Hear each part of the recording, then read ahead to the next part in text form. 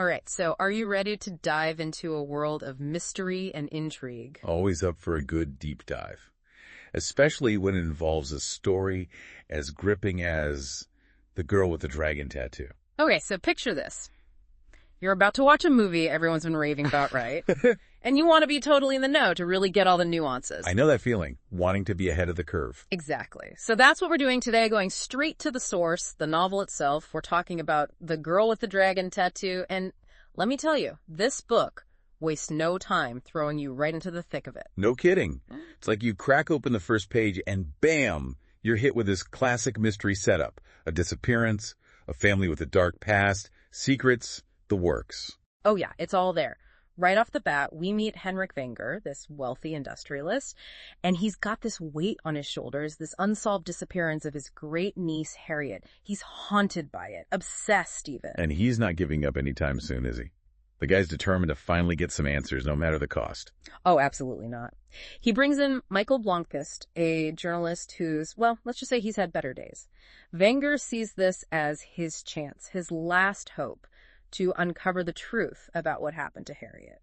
And Blomkvist, he sees an opportunity here too, doesn't he? A chance to redeem himself, to salvage his career after a very public stumble. Exactly. It's like both men are searching for something, grasping for a lifeline, but their motivations, they add this whole other layer to the investigation, this underlying tension that just keeps building.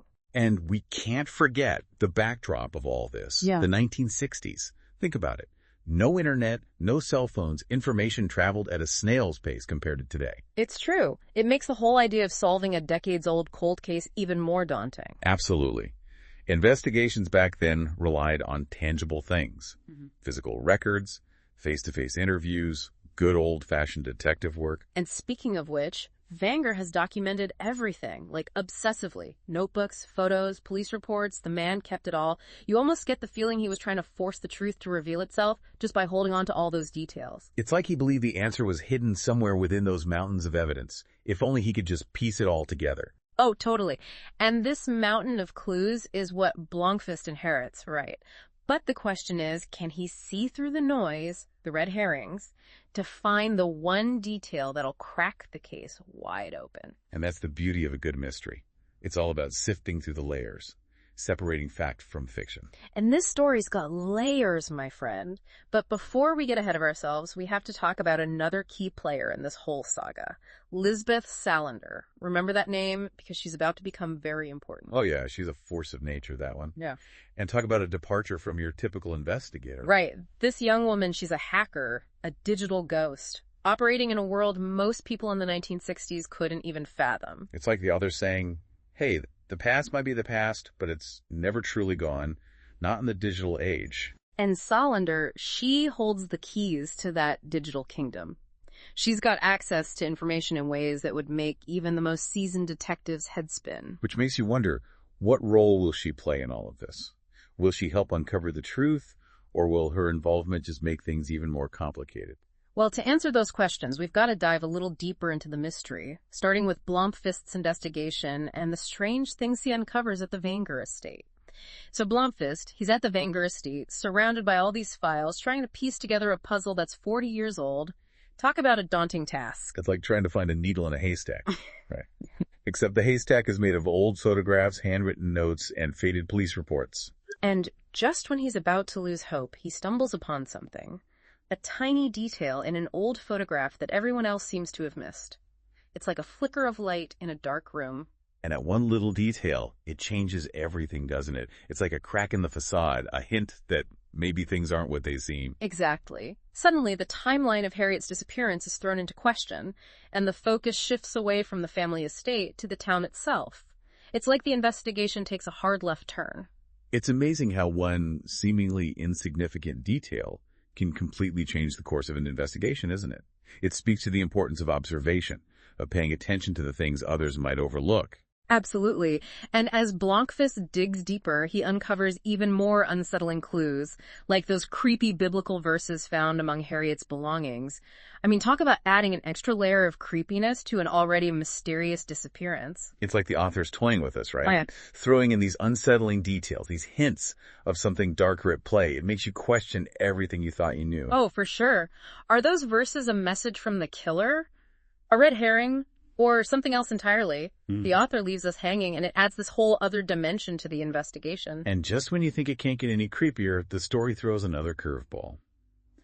We discover that Martin Wonger, Harriet's own brother, has been hiding a dark secret, a very dark secret. Talk about a family secret that could sink a whole dynasty. And guess what? Those creepy biblical verses we talked about.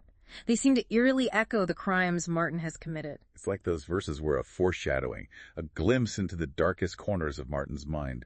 It sends shivers down your spine, doesn't it? Oh, absolutely. And it makes you wonder what else is lurking beneath the surface of this seemingly perfect family. What other secrets are they so desperate to hide? And that's where Lisbeth Salander, our resident hacker extraordinaire, really comes into play. Remember how we talked about her unconventional methods? Well, she's about to put those skills to good use as she teams up with Blomkvist to uncover the truth about the Wenger family. So we've got Blomkvist knee-deep in family secrets, a missing girl, and creepy biblical verses. But let's not forget about the case that tarnished his reputation in the first place. The whole Wennerstrom debacle. Ah, yes, the financial giant Blomkvist was so sure he had dirt on. And he was so sure, convinced Wennerstrom was dirty, but his sources, well, they weren't as reliable as he thought. Which led to that nasty libel lawsuit.